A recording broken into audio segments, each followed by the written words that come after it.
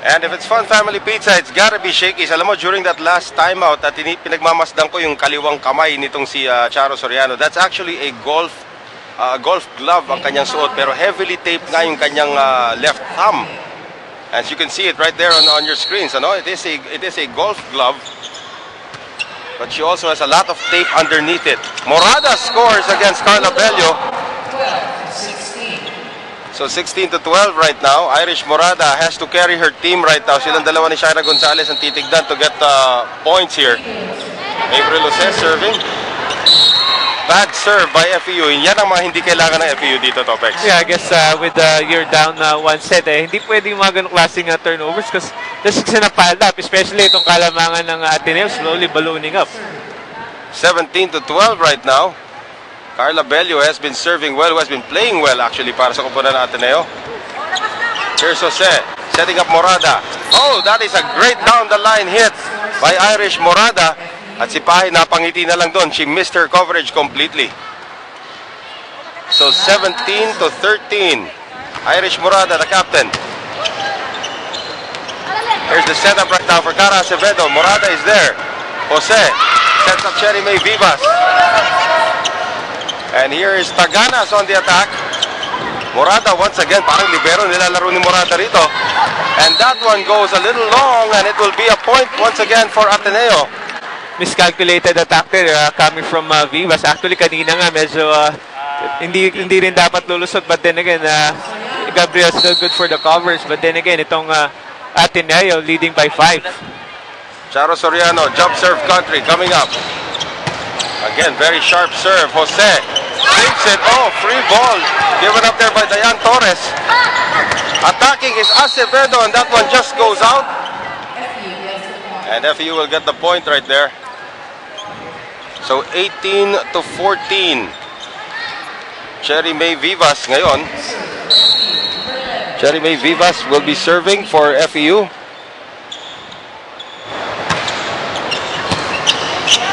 Here's Bello, combination, Taganas.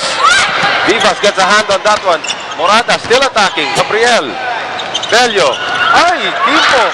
Just getting it up. Akala niya quick set yun. Gonzalez through the blockers at doon nagsimula ang problema rito ng Ateneo. So tatlo na lang pong inahabol dito ng FEU. Cherry May Vivas will be serving ngayon, 18-15. Bello once again, back set, Cara Acevedo. Dug up there by Morada. Oh, double touch. Cherry May Vivas, if I'm not mistaken, Topex, pang-apat na beses na siya natawagan ng double touch ngayon sa larong to. Yeah, actually, itong si Jose was about to come for that ball, but she said, I'm gonna take it. So, medyo malaking problema yun for Coach Mes Familiar. Well, she is the backup setter to April Jose. Bahay attacking. Torres sets up Shaira Gonzalez. Bello, back set, papunta rito kay Taganas, and Taganas had to balance really well. Jose, Acevedo, Bello, Bahe, dug up by Taganas, Kapanag, and Acevedo keeps the line. Gabriel, Bahe once again, this time it goes long.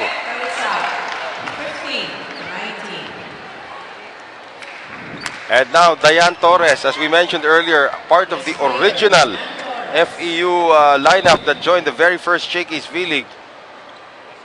Now as a guest player para din sa kupunan ng FEU. And she was also, of course, a member of the 2003 champion team nitong Far Eastern University sa UAAP. Oh, and service ace there coming from Dayan Torres.